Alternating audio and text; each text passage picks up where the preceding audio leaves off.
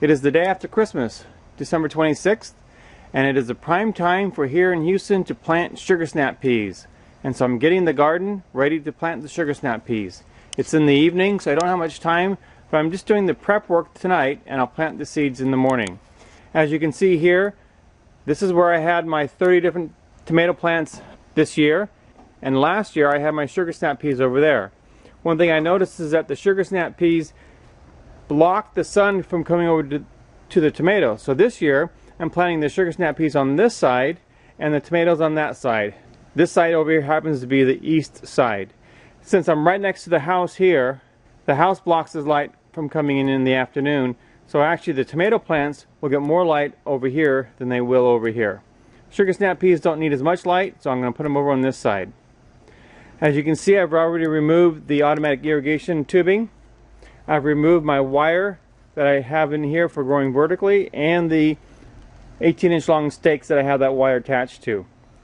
Now I'm going to go ahead and remove all of these markers here for the different varieties that I planted last year, because I don't plan on growing any of those varieties because I didn't like the way they grew.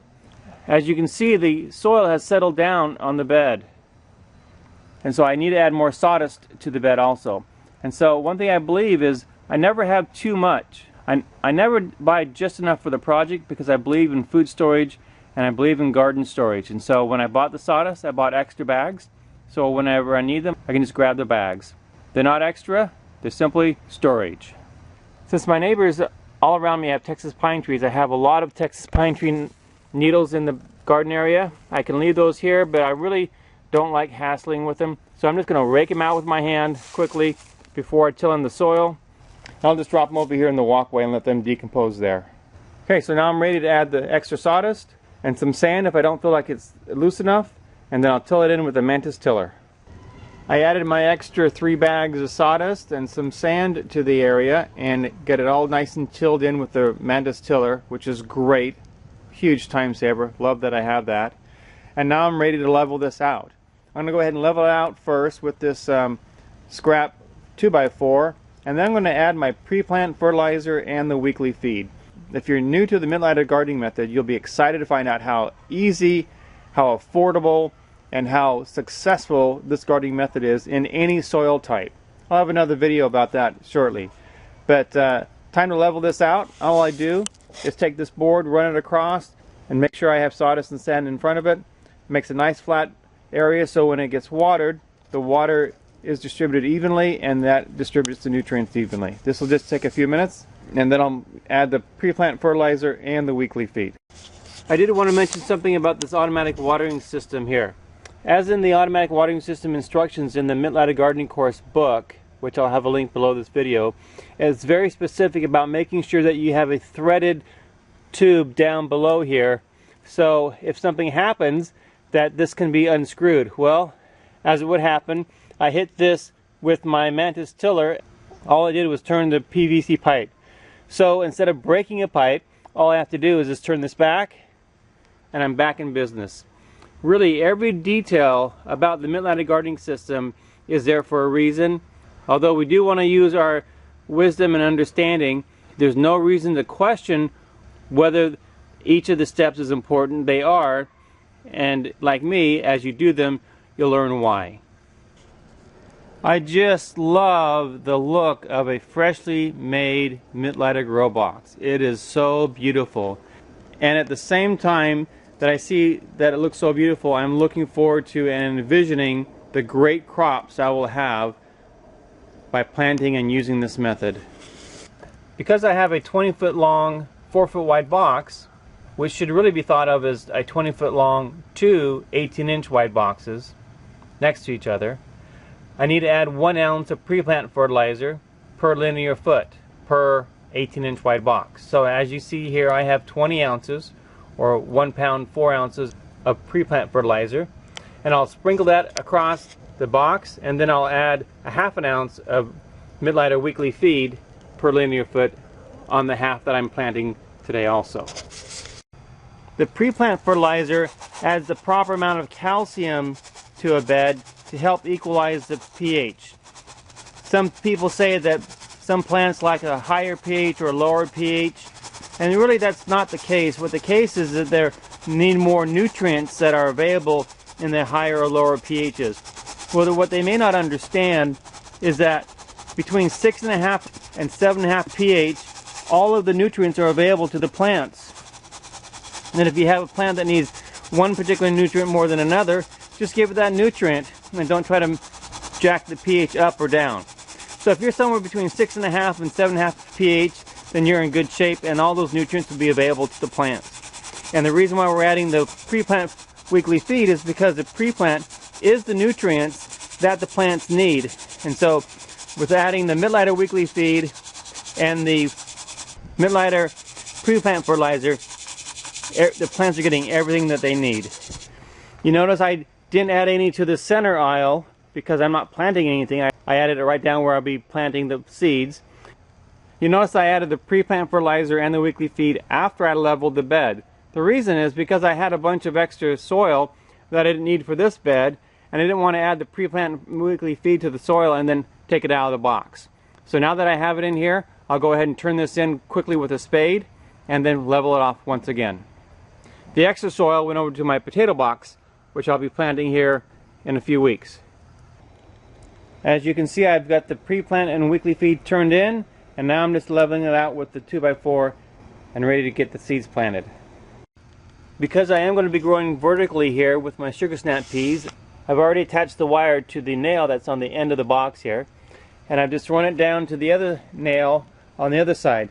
This gives me a nice straight line, and as you can see, I've got stakes here. These are 18-inch long stakes that I have a nail in them also, and I'll put those every 5 feet, and that will help hold the wire in place so I can run my vertical wire to attach the string so my plants can grow up. If I didn't have these stakes every 5 feet, what would happen is as I tie up the string, this wire would go up and up and up and up and up.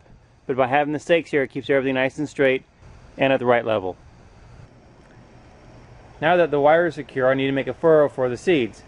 In order to do that, I simply take the back of my rake handle and I just follow the wire and make a little furrow so I can lay my seeds in there. Very quick and easy to do. No expensive equipment needed. Just make yourself a nice quick furrow and you'll be planting your seeds in no time. There I am at the end. I have one more step to do. Now that I have my furrow made, all I need to do is measure out how far apart to space the seeds. The fastest and easiest way to do that is to use this awesome homemade Mittleider garden planting tool.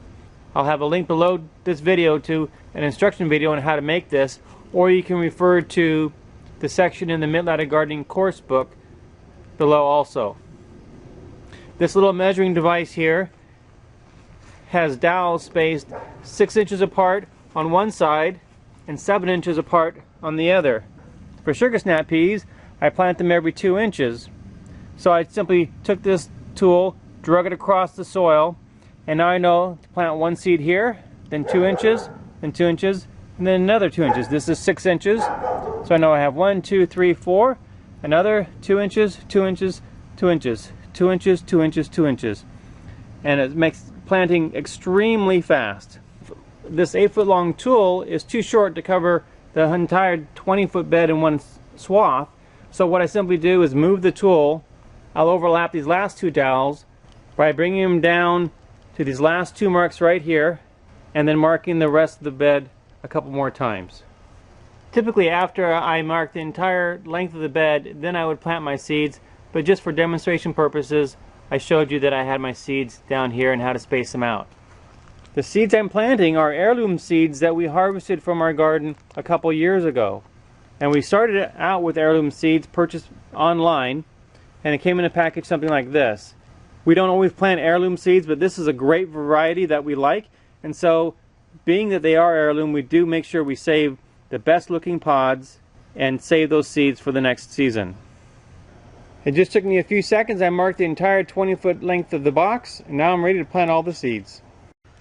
Now that I have all my seeds laid down, I actually have 120 seeds laid here. It probably took me about 60 seconds to plant the whole bed. Now here's a big bonus in using sand and sawdust. If I were planting in any kind of regular soil, I would not cover these seeds up with the soil like I'm going to do here. I would use coarse sand. like concrete sand or torpedo sand or wash sand, sharp sand, something like that. And I would lay about 1/4 of an inch above the seeds. Would not put soil over it. But because I'm using the 75% sawdust, 25% sand mix, all I need to do is take the back of my rake and just rake the soil right over the top of the seeds, and those seeds are now planted just that easily. I'll go down the rest of the row just like this and plant my seeds into the ground. It probably took me about 15 seconds to cover that 20-foot bed and cover the seeds. Now I need to water the soil. I'm just taking my watering wand and just going right over where I watered the seeds. I want to keep the soil nice and moist but not wet. And as long as these seeds are in here, that's exactly what I want to do. A big advantage of this sand and sawdust is that it doesn't allow it to get soaking wet because the sand allows water to drain through. And the sawdust holds just enough water to keep everything moist. There we go, I'm all done. That probably took about 20 seconds. I'll just make sure that this area stays moist as long as I have the seeds in here, and especially during germination.